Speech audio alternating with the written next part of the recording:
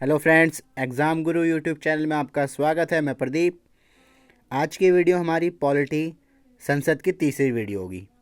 लोकसभा राज्यसभा की मैं बना चुका हूं। अगर आपने नहीं देखे तो उस वीडियो को ज़रूर देख लें। लिंक आपको डिस्क्रिप्शन बॉक्स में मिल जाएगा। आज के टॉपिक का नाम है हमारा राष्ट्रपति, प्रेसिडेंट। ओके, आइए तो शुरू करते हैं।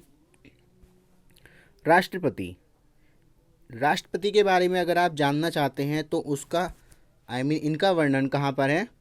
अनुच्छेद 52 से लेकर के अनुच्छेद 62 तक, यानी कि 52 से लेकर के 62 आर्टिकल में इनके बारे में बताया गया है।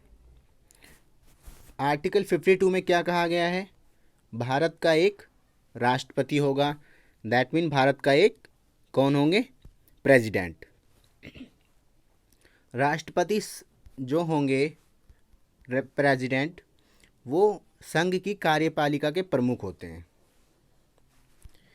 अब संघ क्या होता है? जो राष्ट्रपति संघ होते हैं वो कार्यपालिका के प्रमुख होते हैं, यानी कि जो कार्यपालिका है उसके अंतर्गत राष्ट्रपति, उपराष्ट्रपति, प्रधानमंत्री और मंत्रिपरिषद। राष्ट्रपति मतलब प्रेसिडेंट, उसके बाद आपका उपराष्ट्रपति मतलब वाइस प्रेसिडेंट, प्रधानमंत्री मतलब पीएम, प्राइम मिनिस्टर, और मंत्रिपरिषद मतलब कैबिनेट मिनिस्ट्री। इन सब के जो हेड होते हैं वो कौन होता है? हमारे देश के राष्ट्रपति। किसी भी व्यक्ति को राष्ट्रपति बनने के लिए कुछ योग्यताएं होना अनिवार्य होता है। बिना योग्यता के कोई भी व्यक्ति राष्ट्रपति नहीं बन सकता। अब वो योग्यताएं कौन सी हैं, आइए उनके बारे में हम डिस्कस करते हैं। सबसे पहला, भारत का नागरिक होना चाहिए। जो भी व्यक्ति राष्ट्रपति बनना चाहता है वो भारत का नागरिक हो। सेकंड इम्पोर्टेंट थिंग, मिनिमम न्यूनतम आयु 35 ईयर, यानी कि 35 से अगर कम उम्र है तो वो राष्ट्रपति का चुनाव नहीं लड़ सकते हैं, यानी कि राष्ट्रपति बनने योग्य नहीं होंगे। एंड थर्ड, लोकसभा का सदस्य बनने योग्य होना चाहिए, यानी कि जो भी व्यक्ति राष्ट्रपति के लिए अपॉइंट होते हैं उनके अंदर लोकसभा का सदस्य बनने लायक योग्यताएं होना अनिवार्य है। ओके। राष्ट्रपति की अगर सैलरी बात करें तो राष्ट्रपति की सैलरी वर्तमान में 5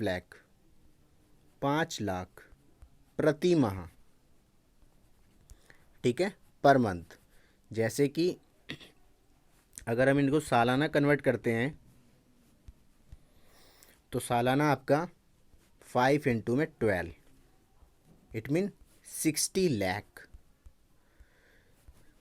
60 लाख रुपए इनकी सालाना तनख्वाह होती है, यानी एक साल में इनको 60 लाख रुपए मिलते हैं। और सबसे बड़ी बात, इनके इनकम पर, इनकी सैलरी पर टैक्स नहीं लगता। ओके, टैक्स फ्री होती है। जैसे आपको पता हो, अगर आप किसी ऑफिशियल वर्क करते हो या बिजनेस करते हो, अगर आपकी इनकम 5 लाख से ऊपर है, 5 लाख से, तो आपको टैक्स देना पड़ता है। ठीक है, साल का अगर 5 लाख हो तो आपको टैक्स देना पड़ता है। परंतु ऐसा राष्ट्रपति के साथ नहीं होता। उनकी सालाना 60 लाख रुपए, 60 लाख होने के बावजूद भी इनको टैक्स नहीं देना पड़ता, यानी कि इनकी इनकम टैक्स फ्री है। ओके, चलिए आगे आते हैं। अनदर इम्पोर्टेंट एक फैक्ट क्या है कि जो राष्ट्रपति होता है वो देश का प्रथम व्यक्ति होता है। ठीक है, देश के कौन होते हैं? वो प्रथम व्यक्ति। अगर पूछा जाए प्रथम व्यक्ति देश के कौन है, कई बार ये भी क्वेश्चन पूछा जाता है, तो देश के प्रथम व्यक्ति कौन होते हैं? राष्ट्रपति होते हैं, जिन्हें हम हिंदी में राष्ट्रपति और इंग्लिश में प्रेसिडेंट कहते हैं। ओके, चलिए आइए नेक्स्ट। अब आपको दे रखा है, अब हम बात करते हैं राष्ट्रपति के चुनाव की, यानी कि जो राष्ट्रपति होते हैं उनको कौन चुनेगा और वो कैसे चुने जाएंगे। राष्ट्रपति के चुनाव के बारे में अनुच्छेद 54 आर्टिकल 54 में वर्णन किया गया है। राष्ट्रपति के जो चुनाव होते हैं उनके अंदर पार्टिसिपेट करने वाले लोग कौन कौन होते हैं?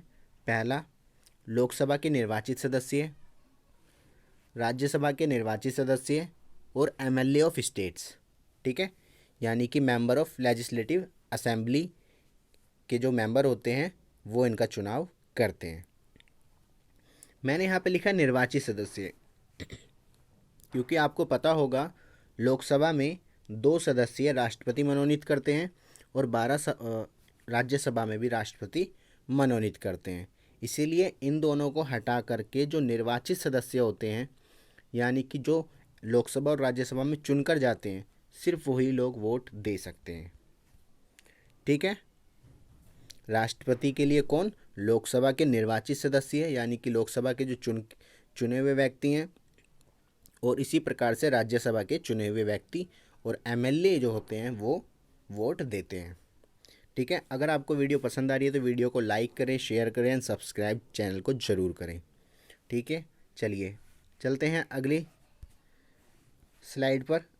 अगली स्लाइड में दिया है आपको कि राष्ट्रपति के चुनाव की पद्धति कैसी होती है।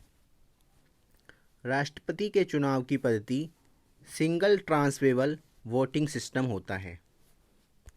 सिंगल ट्रांसफरेबल वोटिंग सिस्टम, एकल संक्रमणीय वोटिंग पद्धति। इसका मतलब क्या है?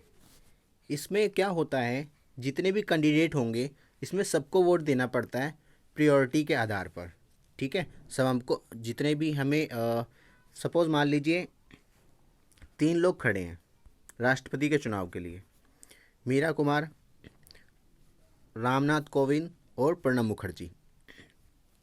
अब हम इन्हें प्रायोरिटी देनी है कि सबसे ज़्यादा प्रेफरेंस कौन है, किसको हम प्रेफरेंस फर्स्ट देना चाहते हैं, ठीक है, महत्व। तो इसमें क्या होता है, अगर 3 व्यक्ति खड़े हैं वोट के लिए तो आपको तीनों को ही वोट देना पड़ेगा, ठीक है। बट क्या होगा, फर्स्ट सेकंड थर्ड पोजीशन देंगे, यानी कि आप कह सकते हो कि जितने भी कैंडिडेट खड़े होते हैं उनको हम क्या देते हैं, उनकी पोजीशन देते हैं, ठीक है। 3 मेंबर खड़े थे, उसके बाद क्या, आप मान लीजिए लोकसभा के मेंबर हैं, तो आप वोट करेंगे तो सबसे पहले आपने देखा रामनाथ कोविंद जी को 1 नंबर दिया, मीरा कुमार जी को 2 नंबर और प्रणब मुखर्जी को 3 नंबर। इस प्रकार से देखेंगे सबसे ज़्यादा जो फर्स्ट आए, अगर रामनाथ कोविंद जी आते हैं तो इनको राष्ट्रपति नियुक्त कर दिया जाएगा, ओके। तो इसमें क्या होता है, जितने भी कैंडिडेट खड़े होते हैं राष्ट्रपति के लिए, प्रेसिडेंट के लिए, सबको वोट दिया जाता है, बट उनकी प्रायोरिटी के आधार पर उनके प्रेफरेंस करते हैं कि कौन फर्स्ट होगा और कौन सेकंड, ओके। आई होप आपको क्लियर हो रहा होगा। चलिए आगे चलते हैं। आज मेरा थोड़ा गला ख़राब है, आवाज़ थोड़ी हैवी होगी, ओके फ्रेंड्स। चलिए देखते हैं आगे क्या है शपथ का प्रोसेस। भारत में सर्वोच्च न्यायालय का मुख्य न्यायाधीश राष्ट्रपति को शपथ दिलाते हैं। शपथ की मैं ऑलरेडी वीडियो बना चुका हूं, अगर आपने नहीं देखी है तो आप देख सकते हैं। आप सर्च भी मारेंगे यूट्यूब पे, ओथ बाय प्रदीप सर, ठीक है, PRATEEP, तो आपको वीडियो मिल जाएगी। चलिए, तो भारत के सर्वोच्च न्यायालय के जो मुख्य न्यायाधीश होते हैं वो शपथ दिलाते हैं, यानी कि CJI ऑफ सुप्रीम कोर्ट, यानी कि chief justice of India. India के जो चीफ जस्टिस हैं वो शपथ दिलाते हैं। वर्तमान में अगर बात करी जाए CJI कौन है, वर्तमान में है कौन, अनिल बोबडे, ठीक है, वर्तमान में। अगर बात करें राष्ट्रपति की तो प्रेसिडेंट कौन है, रामनाथ कोविंद, ठीक है। चलिए आते हैं नेक्स्ट पे। देखिए, अब हमने पढ़ा क्या, चुनाव की पद्धति कैसे होती है, यानी कि प्रेसिडेंट को कैसे चुनते हैं। अब हम देखेंगे उन्हें प्रेसिडेंट के पद से, यानी राष्ट्रपति के पद से कैसे हटाया जाता है। तो आइए देखते हैं। ये देखिए, राष्ट्रपति को महाभियोग द्वारा हटाया जा सकता है, आर्टिकल 61 में इसका वर्णन किया गया है। किसमें, आर्टिकल 61 में हटाया कैसे जा सकता है, महाभियोग द्वारा। महाभियोग होता क्या है, ये संसद में पास किया जाता है संसद में लाया जाता है। संसद के किसी भी सदन में लाया जा सकता है, चाहे वो लोकसभा हो या राज्यसभा। ठीक है, तो इसका मैं एक प्रोसेस बताता हूँ। देखिए, मान लीजिए राष्ट्रपति को हटाने के लिए महाभियोग लोकसभा में लाया जाता है, तो लोकसभा के अंदर पहला स्टेप क्या होगा, 1/4 लोग लिखित में नोटिस देंगे राष्ट्रपति को। यानी कि मान लीजिए अगर 400 लोग लोकसभा में हैं तो 1/4 कितने आएंगे, 100 लोग लिखित में नोटिस दे कि राष्ट्रपति को हम महाभियोग लाना चाहते हैं। राष्ट्रपति को नोटिस दिया जाएगा, फिर राष्ट्रपति क्या करेंगे, 14 दिन के बाद आफ्टर 14 डेज 2/3 वोट होंगे, प्रस्ताव आगे बढ़ेगा। ठीक है, यानी कि 14 दिन बाद 2/3 जो वोट होंगे उसमें प्रस्ताव को आगे बढ़ाया जाएगा। कहाँ पर, राज्यसभा में। राज्यसभा जो होगी उसके अंदर जितने भी मेंबर होंगे 2/3 लोग यहाँ पर भी एग्री होंगे। ठीक है, जब 2/3 यहाँ पर एग्री होंगे, मान लीजिए कि मैंने बोला 90 लोग हैं राज्यसभा में, तो 2/3 का मतलब 2/3, 3 से डिवाइड करेंगे 30, फिर 2 से मल्टीप्लाई करेंगे 60, यानी कि 60 लोग एग्री होने चाहिए कि हाँ राज्यसभा के अंदर महाभियोग को लाया जा रहा है राष्ट्रपति को हटाने के लिए। और अगर 2/3 लोग राज्यसभा में एग्री हो जाते हैं तो फिर प्रेसिडेंट को हटाया जा सकता है। ओके, दोबारा बताता हूँ। सबसे पहले लोकसभा में महाभियोग सब लाया जाएगा, 1/4 लोग उसको नोटिस देंगे, 14 दिन बाद वो 2/3 प्रस्ताव के साथ आगे बढ़ाया जाएगा, और उसके बाद फिर वो राज्यसभा में भी 2/3 अगर एग्री होते हैं तो प्रेसिडेंट को हटा देंगे। आई होप आपको क्लियर हुआ होगा, ये आर्टिकल 61 के अंतर्गत है। आगे आते हैं, राष्ट्रपति के अधिकार। राष्ट्रपति के अधिकार क्या क्या, अधिकार में देखिए, पहला, राष्ट्रपति निम्नलिखित की नियुक्ति करता है। किन लोगों की, राष्ट्रपति के द्वारा प्रधानमंत्री की सलाह पर मंत्रिपरिषद को नियुक्त किया जाता है। ठीक है, राष्ट्रपति के द्वारा प्रधानमंत्री सलाह देते हैं कि हाँ मंत्रिपरिषद के अंदर ये लोग होने चाहिए, तो राष्ट्रपति नियुक्त करते हैं। सर्वोच्च न्यायालय, उच्च न्यायालय के मुख्य न्यायाधीश को शपथ दिलाते हैं। AGI, attorney general of India, लोक सेवा आयोग के अध्यक्ष और सदस्य, वित्तीय आयोग के सदस्य, और राज्य के राज्यपाल, और एक और आप ऐड कर सकते हो कि केंद्र शासित प्रदेश के LG, लेफ्टिनेंट ऑफ गवर्नर, यानी कि उपराज्यपाल, इनको भी राष्ट्रपति के द्वारा ही नियुक्त किया जाता है। ओके, सेकंड, राष्ट्रपति संसद का अभिन्न अंग होता है और संसद द्वारा पारित विधेयक राष्ट्रपति के अनुमोदन के बाद ही कानून बनता है।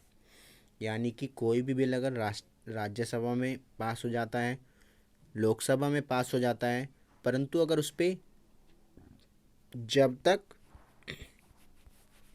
राष्ट्रपति सिग्नेचर नहीं करते हैं वो कानून पारित नहीं होगा। ठीक है, यानी कि अंत में उनको पारित करने के लिए प्रेसिडेंट के सिग्नेचर होने ज़रूरी होते हैं, यानी कि लास्ट में वही लोग पारित करते हैं, मीन्स प्रेसिडेंट।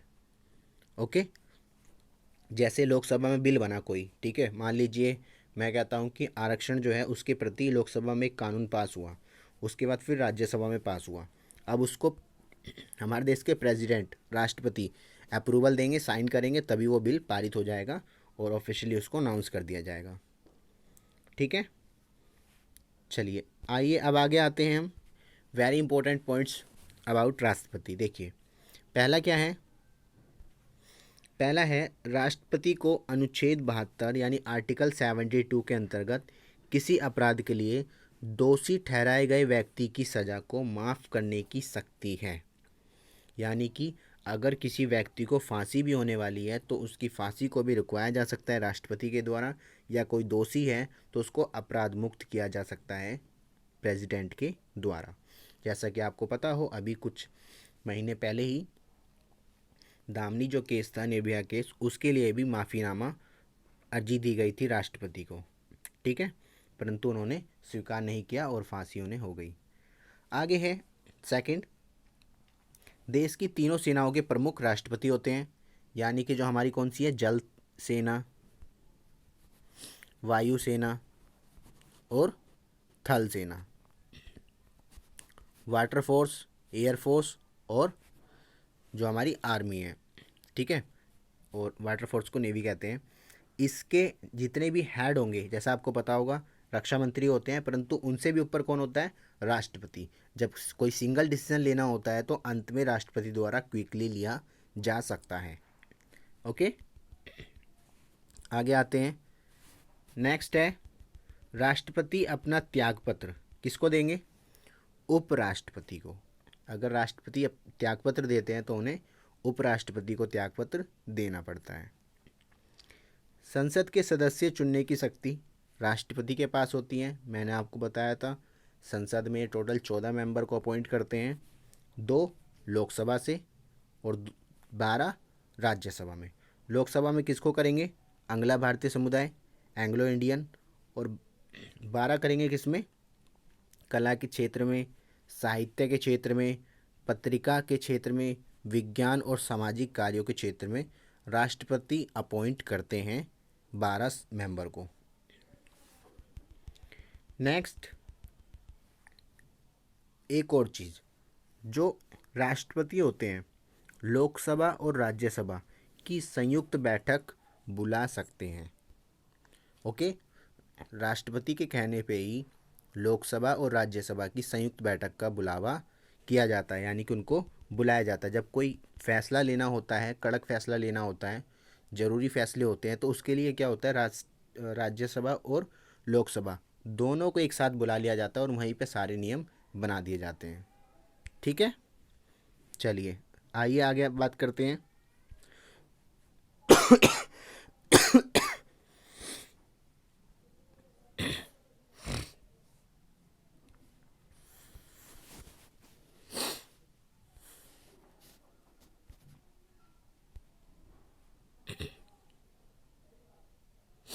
जिसमें कौन सी है?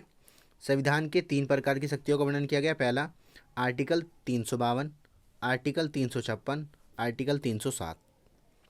ठीक है, 352 क्या है? राष्ट्रीय आपातकाल, जिसमें युद्ध, बाह्य आक्रमण और सशस्त्र विद्रोह, इसको भी गृह युद्ध कह सकते हैं, इसको शामिल किया गया है। और 356 में क्या है? राज्यों में राष्ट्रपति शासन। और 360 में क्या है? वित्तीय आपातकाल। तो देखिए, जैसे कि आपको मैं बता दूं, राष्ट्रीय आपातकाल जो था, युद्ध हुआ था जो 1971 में, ठीक है, किससे? पाकिस्तान से, उसके अंतर्गत भी लागू किया गया था। ठीक है, और 1975 में भी इसको लागू किया गया था। तो 352 को जब हम युद्ध होता है, बाह्य आक्रमण होता है, तो उस अवस्था में इसको लागू करते हैं। उसके बाद बात करें 356, तो 356 तो पता नहीं कितनी बार हो चुका है। राष्ट्रपति शासन जो राज्यों में लगता है, जैसे आपको पता हो जब केजरीवाल जी ने 2013 में इस्तीफा दिया था 49 दिन के बाद, तो उस समय भी राष्ट्रपति शासन दिल्ली में लगा था। जम्मू कश्मीर में 370 और 35A जब हटी थी, तो उस समय भी जम्मू कश्मीर में राष्ट्रपति शासन लागू था। ठीक है, तो ये भी कितनी बार लग चुका है, परंतु जो राष्ट्रीय आपातकाल है केवल 3 बार लगा है अभी तक। चलिए आगे बात करते हैं। वित्तीय आपातकाल। वित्तीय आपातकाल का मतलब होता है फाइनेंस इमरजेंसी। ये भारत में अभी तक नहीं लगी है, ठीक है, और ना लगे तो ही ज़्यादा अच्छा है, क्योंकि इस अवस्था में क्या होता है, अगर वित्तीय आपातकाल आ जाता है सपोज, तो उसमें जो अकाउंट में डिपॉजिट होता है उसको सरकारी संपत्ति मान लिया जाता है और फिर देश की अर्थव्यवस्था को सुधारा जाता है। इसीलिए वित्तीय आपातकाल आज तक भारत में नहीं लगा है, परंतु अगर अवस्था आती है, कोई ऐसी स्थिति आती है, तो वित्तीय आपातकाल भी लगाया जा सकता है और फिर अकाउंट में कुछ मनी को छोड़कर बाकी सारा क्या होगा, गवर्नमेंट यूज़ कर लेगी आपातकाल की स्थिति को हटाने के लिए। ओके, आई होप आपको क्लियर हुआ होगा। अगर कोई डाउट है तो आप कमेंट बॉक्स में लिख सकते हैं, मैं उसका आंसर दे दूंगा। चलिए आगे बढ़ते हैं। आगे देखिए, आगे दे रखा है एकमात्र व्यक्ति जो 2 बार राष्ट्रपति बने थे वो थे राजेंद्र प्रसाद। और मैं आपको बता दूं, ये भारत के प्रथम राष्ट्रपति भी थे। ठीक है, भारत के प्रथम राष्ट्रपति कौन थे? राजेंद्र प्रसाद। जब भारत को स्वतंत्रता मिली थी उसके बाद पहले राष्ट्रपति राजेंद्र प्रसाद जी को नियुक्त किया गया था। आगे बात करते हैं पहली महिला राष्ट्रपति। अगर पहली महिला राष्ट्रपति की बात करें तो प्रतिभा देवी सिंह पाटिल हैं। ठीक है, और अभी तक की ये अंतिम भी हैं क्योंकि एकमात्र प्रतिभा देवी सिंह पाटिल ही भारत की राष्ट्रपति बनी हैं महिला। निर्विरोध जीतने वाले पहले राष्ट्रपति। देखिए नीलम संजीव रेड्डी जो थे, इन्हें एक बार बहुत बड़ी हार मिली थी, परंतु उसके अगली बार ही इन्होंने, जब इन्हें नियुक्त किया गया तो निर्विरोध चुने गए थे। इन्हें किसी भी व्यक्ति ने इनके खिलाफ वोट नहीं दिया था, यानी कि सब इनके फेवर में थे। ठीक है, तो ये भी एक रिकॉर्ड है कि बिना किसी के विरोध के बनने वाले भारत के एकमात्र राष्ट्रपति नीलम संजीव रेड्डी हैं। नेक्स्ट है कितने राष्ट्रपति की मृत्यु उनके शासनकाल के अंतर्गत हुई है? तो सबसे पहले थे जाकिर हुसैन 1967 से 69। इनका टाइम पीरियड जो था वो 5 साल 72 होना चाहिए था, परंतु ये 69 में इनका देहांत हो गया। एंड सेकंड फ़खरुद्दीन अली अहमद 74 से 79 में रहना था, परंतु इनकी 77 में मृत्यु हो गई थी। तो ये दो राष्ट्रपति हैं जो शासनकाल के अंतर्गत ही अपनी मृत्यु को प्राप्त हो गई थी। ओके, तो आई होप फ्रेंड्स आपको ये वीडियो पसंद आई होगी। अगर वीडियो पसंद आई है तो वीडियो को लाइक करें, शेयर करें एंड कमेंट करना ना भूलें। अगर कोई भी डाउट्स होता है तो आप कमेंट बॉक्स में लिख सकते हैं, मैं उसका आंसर दूंगा। अब आपके लिए होमवर्क है। होमवर्क क्या है? आपको बताना है कि राष्ट्रपति द्वारा संसद के दोनों सदनों को मिलाकर सदस्यों को नामित किया जा सकता है, यानी कि जो राष्ट्रपति होते हैं वो दोनों सभा, लोकसभा और राज्यसभा दोनों में मिलाकर कितने सदस्य को चुनते हैं, यानी कितने सदस्य को लोकसभा और राज्यसभा में अपॉइंट कर सकते हैं टोटल। ठीक है, यानी कि आपको राष्ट्रपति के कुल सदस्यों को नियुक्त कर सकते हैं, उनका नंबर्स बताना है आपको। ठीक है, लोकसभा और राज्यसभा मिला करके, मैं आपको दोबारा बता रहा हूँ, दोनों को मिला करके आप उसका आंसर देंगे कमेंट बॉक्स में। मैं आपके क्वेश्चन जो मैंने पूछा है उसके आंसर का वेट करूँगा, वॉच करूँगा। जो अगर गलत होता है मैं उसको वहाँ पे रेक्टिफाई कर दूँगा। ओके फ्रेंड्स, मिलते हैं फिर अगली वीडियो में। अभी के लिए इतना ही, मिलेंगे फिर अगली वीडियो में नए कॉन्सेप्ट के साथ। संसद की वीडियो कंप्लीट हो चुकी है, लोकसभा, राज्यसभा और राष्ट्रपति तीनों हो गए हैं। अगला जो वीडियो होगी वो किसी नए टॉपिक पे होगी। चलिए फिर मिलते हैं। Have a nice day.